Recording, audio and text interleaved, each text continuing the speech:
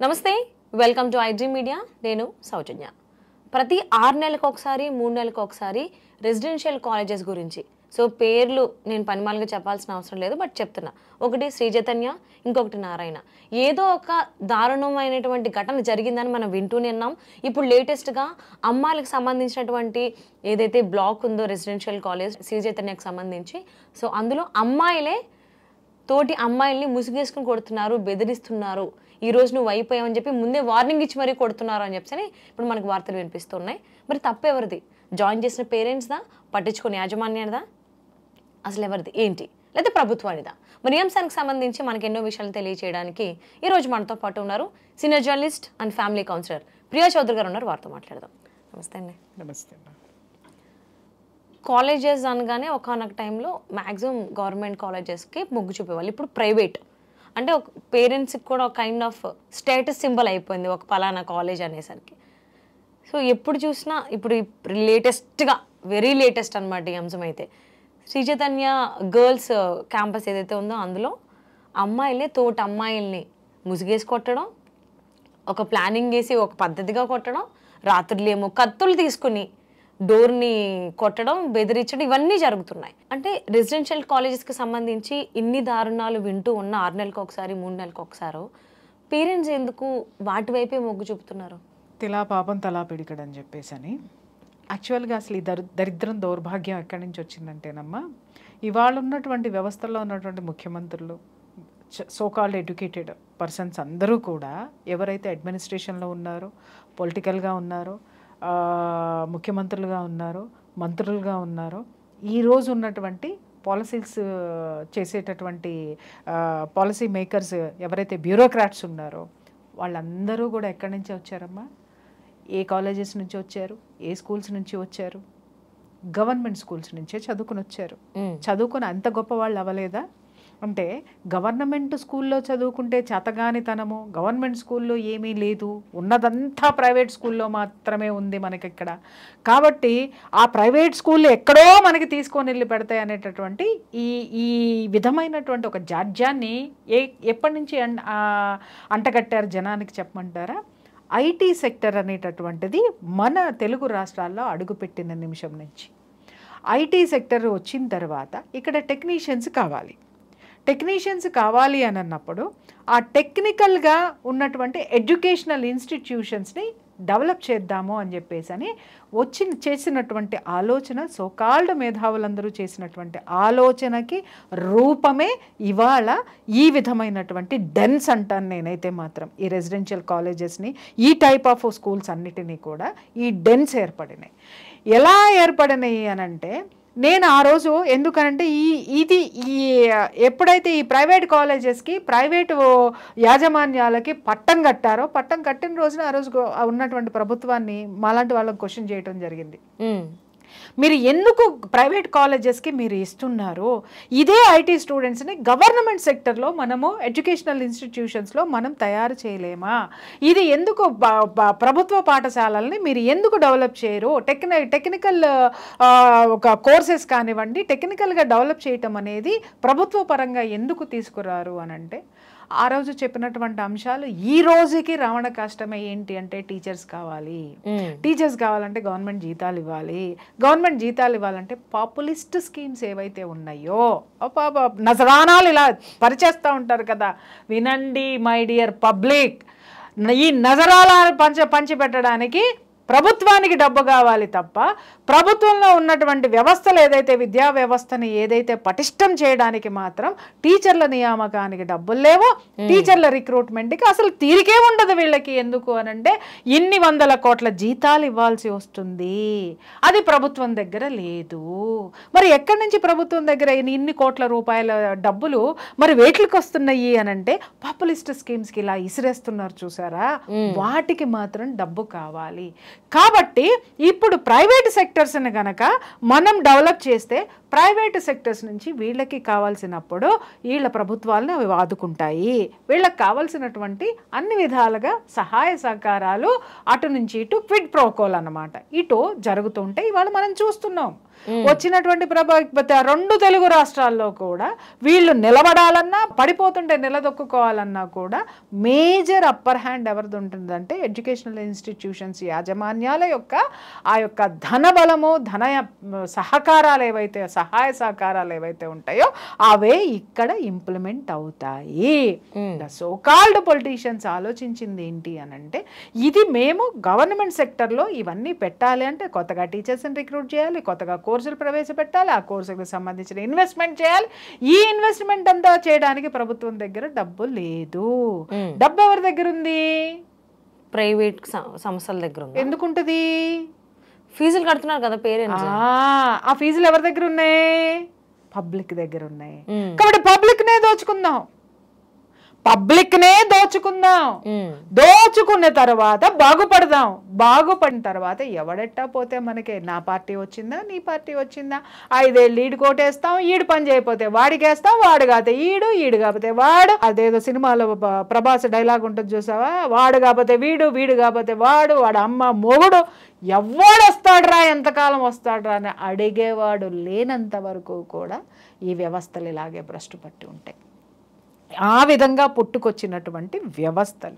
అప్పుడు వీళ్ళకి డెవలప్మెంట్ అనేది వీళ్ళ చేతికి విద్యా వ్యవస్థ అనేది అన్యాక్రాంతంగా వెళ్ళిపోయింది వీళ్ళ చేతుల్లోకి. ప్రైవేటు విద్యా సంస్థల యాజమాన్యాల చేతుల్లోకి ఎప్పుడైతే వెళ్ళిందో, ఇప్పుడు చూడమ్మా, నా చిన్నప్పుడు చాలా స్కూల్స్ ఉండే, ప్రైవేట్ స్కూల్స్, చాలా జూనియర్ కాలేజెస్ బోల్డ్ ఉండే. ఎందుకంటే మేమందరం చదువుకున్నాం కదా, మేము గవర్నమెంట్ స్కూల్లో చదువుకున్నాం, ప్రైవేట్ కాలేజెస్లో చదువుకున్న వాళ్ళమే. కానీ ఈ పేర్లు మేము ఎప్పుడు వినాలా? ఏదో ఒక పేరు ఉండేది, వాళ్ళ ఏదో ఇన్స్టిట్యూషన్స్ అని, ట్యూటోరియల్స్ అని, ఎన్ని నంబర్ ఆఫ్ ఉండేవి. ఎవరికి ఏది వెసులుబాటు ఉంటే దాంట్లో హ్యాపీగా, ఏ ఫీజులు తక్కువ ఉంటాయి, ఫీజులు కట్టుకునేవాడు ఫీజులు కట్టుకునే కాలేజ్లో చేరేవాడు, ఫీజులు కట్టుకోలేనాడు కట్టుకోలేని కాలేజీలో చదివాడు. చదవడం మాత్రం జరిగేది అక్కడ, చదువు అనేది మాత్రం ఉండేది ఎక్కడ, అన్ని చోట్ల ఒకటే ఉండేది. కానీ ఎప్పుడైతే వీళ్ళకి పెత్తనం ఇవ్వడం అనేది జరిగిందో, వీళ్ళు ఎప్పుడైతే చేతిలోకి తీసుకున్న తర్వాత ఏమైంది అని అంటే, ఈ కాలనీలో ఉన్నటువంటి స్కూల్స్ అన్నీ ఏవైతే ఉన్నాయో గంపగొత్తగా పలానా ఏదో పబ్లిక్ స్కూల్ ఉంది, పలానా సౌజన్య పబ్లిక్ స్కూల్ ఉంది, ప్రియా చౌదరి జూనియర్ కాలేజ్ ఉంది, లేకపోతే రామారావు ఎడ్యుకేషనల్ సొసైటీ ఉంది, లేకపోతే ఇంకెక్కడన్నా ఇంకేదో ఉంది. ఇవన్నీ ఏవైతే ఉన్నాయో ఇవి ఉండడానికి వీల్లేదు. ఉంటే ఇద్దరే ఉండాలి. ఇవాళ మనం చూస్తున్నాం, ఎవరైతే ఏ అకృత్యాలైతే మనం చూస్తున్నామో, మీరు అడుగుతున్నారో, ఉంటే ఇద్దరమే ఉండాలి. నువ్వు నేను ఇందా చెప్పాను కదా, 5 ఏళ్ళు నువ్వు 5 ఏళ్ళు నేను, అలా పంచుకున్నట్టుగా జనం పంచినట్టుగా జనం కూడా ఏంటంటే వీళ్ళిద్దరిని గంపగుత్తగా అడాప్ట్ చేసుకున్నారు. ఇవాళ అప్పుడు ఉన్నటువంటి సిచ్యుయేషన్లో జూనియర్ కాలేజెస్ కానీ సిచ్యుయేషన్స్ కానీ ఎవడి స్థాయికి తగ్గ కాలేజ్లో వాళ్ళు జాయిన్ అయ్యేవాళ్ళు, చదివేవాళ్ళు. చదువు అయితే మాత్రం ఉందనేది చెప్పాను కదా. ఇప్పుడు ఏమైపోయింది, ఇలా ఉంటే వీళ్ళ దగ్గరికి ఎవరు వస్తారు? వీళ్ళెవ్వరూ ఉండడానికి లేదు, వీళ్ళు మాత్రమే వెళ్ళునుకుపోవాలని ఇది ఒక పెద్ద మాఫియా, ఎడ్యుకేషనల్ మాఫియా అయిపోయి మొత్తం చిన్న చితక స్కూల్స్ ఏవైతే ఉన్నాయో, లేదా ఒక మోస్తరు స్కూల్స్ ఏదైతే ఉన్నాయో, లేదా వీళ్ళకి పోటీ ఇచ్చే వాళ్ళు ఎవరైనా ఉంటే, నయానా నాన్న నాకు ఇచ్చేయి నేను చూసుకుంటా, ఇదిగో నీకు ఇంత ఇస్తా నువ్వు తీసుకెళ్ళి, భయానా నువ్వు ఇవ్వకపోతే వాడి మీద 4 సార్లు ఎడ్యుకేషనల్ డిఈఓల దాడులు జరుగుతాయి, తర్వాత వాడి మీద ఇంకేదన్నా ఉంటుంది, వాడి మీద ఇంకేదన్నా కేసులు ఉంటాయి, భయభ్రాంతులకి గురి చేసి కూడా మొత్తం లాగేసుకుని వాటన్నిటినీ ఒక్కటే రూఫ్ కిందకి తీసుకొచ్చేశారు. ఇప్పుడు పేరెంట్స్కి ఏమైంది, పేరెంట్స్ అడగాల్సిందేంటి, మా ఊళ్ళో గవర్నమెంట్ స్కూల్ ఎందుకు టీచర్లను వేయటలేదు అని ఒక్కడు అడగడు. స్కూళ్ళు నాశనం అయిపోయింది. మా ఊళ్ళో స్కూళ్ళు ఎక్కడ ఉన్నాయండి, టీచర్లు ఎరారు, పాడుపడిపోయింది, గతి లేక తెచ్చి ఇక్కడ జాయిన్ చేసామని మాట్లాడే దిక్కుమాలిన పేరెంట్స్కి నేను చెప్తున్నాను, స్కూలు పాడు పెట్టింది ప్రభుత్వం కాదు, మీరే. ఆ ఊర్లో ఒక టీచర్ని అపాయింట్ చేయకపోతే దానికి రెస్పాన్సిబుల్ పర్సన్ ఎవరు? సర్పంచ్. ఈ సర్పంచ్ని ఎప్పుడైనా అడిగారా స్కూల్లో టీచర్ని ఎందుకు తీసుకురావు, ఎందుకు వేయించవని అడిగారా? అక్కడి నుంచి మీరు పట్టణానికి వచ్చారు అని అంటే అక్కడ దానికి సంబంధించినటువంటి మున్సిపల్ కార్పొరేటర్స్ ఉన్నారు, తర్వాత మున్సిపల్ చైర్మన్లు ఉన్నారు, వీళ్ళందరూ ఉన్నారు. వీళ్ళందరినీ ఎవడైనా క్వశ్చన్ చేశాడా? క్వశ్చన్ చెయ్యడం అనేది ఎందుకు మానేశారు? నాకు ఒక్కసారి చెప్పండి. అంటే ఆశ, నేను బాగా చదివేసేయాలి. వీళ్ళు చూపిస్తున్నారు కదా డాలర్లు, ఆ డాలర్లు నేను అందిపుచ్చుకోవాలంటే గవర్నమెంట్ ఈజ్ నథింగ్. పిచ్చ పెద్ద మనుషులారా, నేను మాట్లాడేది ఏంటి అనంటే ఇవాళ ఏ డాలర్లు అయితే మీరు సంపాదించి మీ పిల్లల్ని కానీ మనం కానీ మనం పరుగులు పెట్టి వాటి వెనక వెళ్ళామో ఆ డాలర్ని పంచిపెట్టేవాడు గవర్నమెంట్ స్కూల్స్లో చదువుకున్నాడే. అప్పటి ప్రభుత్వాలు గవర్నమెంట్ స్కూల్స్ని చాలా జాగ్రత్తగా నడిపాయి. కొన్ని సంస్థలు ఉండేయమ్మా, ఇప్పుడు ఒక కమ్యూనిటీకి సంబంధించినటువంటి సంస్థలు కానివ్వండి, అవి ఎడ్యుకేషనల్ ఇన్స్టిట్యూషన్స్ని పెట్టి చాలా జాగ్రత్తగా నడిపేటివి. ఇప్పుడు అవన్నీ మనం చూడట్లేదు, అవన్నీ పోయినాయి. రెండు ఉన్నాయి. గతి లేదు, గతి లేకుండా చేశారు. గతి లేకుండా చేస్తుంటే నోరు మూసుకుని కూర్చొని ఈ పేరెంట్స్ అనేటటువంటి వాళ్ళు బలయ్యారు దానికి. ఓకే అండ్ కొంతమంది ఈ సంఘటనలు జరిగిన తర్వాత ఎవరైతే బాధితులు ఉన్నారో వాళ్ళు అడుగుతున్నారు, సో ఇప్పుడు ఈ కాలేజెస్ అన్ని కూడా మానిటర్ చేయడానికి ఎవరున్నారు? విద్యాశాఖ మంత్రి ఇప్పటి వరకు లేరు, ఏంటి మా పరిస్థితి అని వీళ్ళు అడుగుతుంటే ఈవెన్ కాలేజ్ యాజమాన్యం వీళ్ళ మీద అరుస్తుంది. ఈ సంఘటన జరిగింది కాదమ్మా, ప్రభుత్వం వచ్చి ఎన్నాళ్ళైంది? మోర్ దెన్ 6 months అయింది కదా. మరి మంత్రులు డిక్లేర్ చేసినప్పుడు విద్యాశాఖ మంత్రి ఏడని చెప్పేసి అని ఎందుకు అడగలా? ఇప్పుడు ఎందుకు అడుగుతున్నారు? నీకు నొప్పి తగిలింది కాబట్టి. అవును, నీకు నొప్పి తగిలింది కాబట్టి అర్జెంటుగా విద్యాశాఖ మంత్రి వచ్చేయాలి. నీకు తగులుతున్న ఎన్నో నొప్పుల్ని ఇలాగే నువ్వు క్వశ్చన్ చేసి ఉన్నట్టయితే గవర్నమెంట్ స్కూల్స్ని ఉద్ధరించకుండా నీ జేబులో ఉన్న డబ్బు మొత్తము నీకు వచ్చేటటువంటి సంపాదన 2 లక్షలు అయితే నీ బిడ్డకి కట్టేది 2.5 లక్షల రూపాయలు నువ్వు ఎప్పుడైతే కడుతున్నావో ఎవడు చొక్కారా నువ్వు పట్టుకోవాల్సింది? గవర్నమెంట్ చొక్కా పట్టుకోవాలి. అరే నాకు విద్య వైద్యము అనేటటువంటివి ఇవి 2 మౌలిక సదుపాయాలు మనిషికి ఇచ్చి తీరాలి, గవర్నమెంట్ ఫ్రీగా ఇచ్చి తీరాలి. ఎందుకు ఇయ్యవు? నా ప్రాథమిక హక్కు ఇది అని చెప్పేసి అని చొక్కా పట్టుకుని అడిగిన పేరెంట్ ఎవడున్నాడు? ఇప్పుడు ఎందుకు అడుగుతున్నావు? తప్పు నీది కాదా? అంటే నీ కూతురికి లేక నీ పిల్లలకి దెబ్బ తగిలిందని చెప్పి విద్యాశాఖ మంత్రి ఇప్పుడు గుర్తొచ్చాడా? మరి ఇదే విద్యాశాఖ మంత్రి ఆ రోజున ఈ కార్పొరేట్ స్కూల్స్ అన్నిటినీ కూడా విస్తరింపజేస్తా ఉంటే, గవర్నమెంట్ స్కూల్స్ నాశనం అయిపోతూ ఉంటే, డిఎస్సి వేయకుండా టీచర్లను వేయకుండా టీచర్లని నిర్వీర్యం చేసి అవతల పడేసేసి ఆ వ్యవస్థని నిర్వీర్యం చేసిన రోజున విద్యాశాఖ మంత్రిని మీరు అడగలేదే?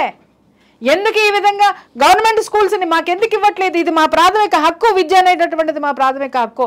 మా జేబులు లూటీ అవ్వబడుతున్నాయి, మేము లూటీ చేసుకుంటున్నాం. మేము ఖచ్చితంగా మాకు ఒక ఉన్నతమైనటువంటి విద్యని మాకు ఇవ్వాల్సినటువంటి అవసరం అయితే ఉంది. క్వాలిటీ విద్యని, నైపుణ్యంతో కూడుకున్నటువంటి విద్యని ఇవ్వాల్సిన అవసరం ఉందని గవర్నమెంట్ని వీళ్ళు ఆ రోజు గనక ఈ జనం అడిగి ఉండి ఉన్నట్టయితే ఇవాళ అందరికీ 40 ఏళ్ళు వచ్చినాయి కదా. గత 25 సంవత్సరాల నుంచే కదా భ్రష్టు పట్టింది ఇదంతా కూడాను. అప్పటికి ఈ పెద్ద మనిషి యూత్ ఉండుంటాడు కదా. ఆ రోజు ఎందుకు అడగలేదు ఇతను? ఆ రోజు నువ్వు సమాధాన పడినటువంటి ఆ యొక్క క్షణమే ఇవాళ నీ బిడ్డకి అది పెద్ద ఊరై చుట్టుకుంటుంది. ఈ సామెత ఎప్పుడో ఉంది. నేను ఎప్పుడో ఒకటే మాట మాట్లాడతా. ఈ రోజు నీ దగ్గరికి ఏదైనా కష్టం వచ్చింది అంటే అది నువ్వు తెచ్చిందే, ఎవడో తెచ్చింది కాదు, అది నువ్వు తెచ్చిచ్చిందే. ఇకపోతే ఈ అరాచకాలు ఎంత భయంకరమైనటువంటివమ్మ. ఆడపిల్లలు పోయి పడేసి దుప్పట్లేసి కొడుతున్నారు, ముసుగులేసుకొచ్చి కొడుతున్నారు, కత్తులు పట్టుకుని కొడుతున్నారంటే నేను ఒక్క మాట నేను అడుగుతాను. 5 రోజులుగా జరుగుతుంది. అంతకుముందు ఎన్నిసార్లు దాడులు జరిగినాయి? జరిగిన వెంటనే సీసీ కెమెరాలు పెట్టాల్సిన అవసరం లేదా? ఇంకొక మాట నేను అడుగుతున్నా, అసలు వీళ్ళు ప్రొటెక్షన్కి సంబంధించినటువంటి వాల్యూస్ ఏం తీసుకున్నారు ఆ కాలేజ్లో? లేడీస్ కాలేజ్లో ఎస్పెషల్లీ వాళ్ళకి సంరక్షణ, వాళ్ళకి సెక్యూరిటీ పరమైనటువంటివి ఏ జాగ్రత్తలు తీసుకున్నారు అని ఈ సోకాళ్ళు 2.5 లక్షలు కట్టేటటువంటి పేరెంట్స్ జాయిన్ చేసేటప్పుడు ఏమన్నా అడిగారా? జాయిన్ చేసే రోజున వెళ్ళి ఆ హాస్టల్ రూమ్లో చూసొచ్చారా? అరే నువ్వు ఉండేటటువంటి నీ బిడ్డ అమ్మ కనీసం గాలి వస్తుందా నీ పిల్లకి? నీ ఇంట్లో నీ పిల్లని నువ్వు ఎలా పెంచుకుంటున్నావు? గాలి, దానికి గాలి రావాలంటే గాలి, ఏది తినాలనిపిస్తే అది వండి పెట్టావు, ఏది చేయాలంటే అంత గారాబంగా పెంచుకున్నటువంటి నీ బిడ్డ గాలి కూడా చొరబడనటువంటి చీకటి గదుల్లో మగ్గుతుంటే 2.5 లక్షల కింద కౌంటర్లో కట్టినావు తప్పితే పైకెళ్ళి నీ బిడ్డ ఎలా ఉంటుందనేటటువంటిది నువ్వు చూసావా మిస్టర్? ఆ రోజు ఉన్న గదిలే ఈ రోజు కొత్తగా రాలేదు, ఈ రోజు కొత్తగా వచ్చినాయి అయితే కాదు, నువ్వే దాంట్లోకి తోసావు నీ బిడ్డని. తోసి ఈ రోజు లబలబా కొట్టుకుంటున్నావు, నా పిల్లల్ని ఔటింగ్కి పంపించట్లేదండి అని. తెలీదా? ఎన్నిసార్లు మనం చూసాం ఇదే విద్యా వ్యవస్థల్లో ప్రతి 3 నెలలకోసారి, ప్రతి 6 నెలలకోసారి ఆత్మహత్యలు చేసుకోవడం అని చెప్పేటటువంటిది. ఎందుకు ఆడపిల్లలు ఆత్మహత్యలు చేసుకుంటున్నారు? ఎందుకు మగపిల్లలు ఈ రెసిడెన్షియల్ స్కూల్స్లో ఎస్పెషల్లీ దీంట్లో ఎందుకు ఆత్మహత్యలు చేసుకుంటున్నారు? ఎవరికి తెలియనటువంటి విషయమా ఇది?